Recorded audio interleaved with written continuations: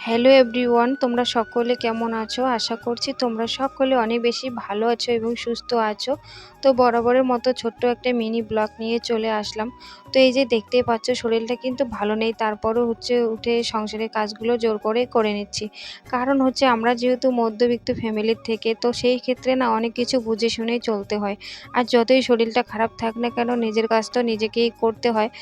আর দেখো, এইদিকে আমি চুলাটা সুন্দর করে আর কি পরিষ্কার করে নিলাম। তারপর চলে আসলাম এদিকে।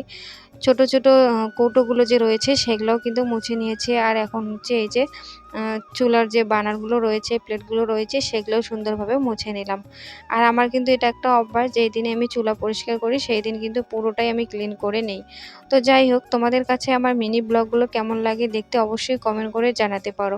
জানি না তবে আমি ইউটিউব প্ল্যাটফর্মে কতদিন টিকে থাকতে পারবো, কারণ কোনো কিছুই যেন ভালো লাগে না এখন আর।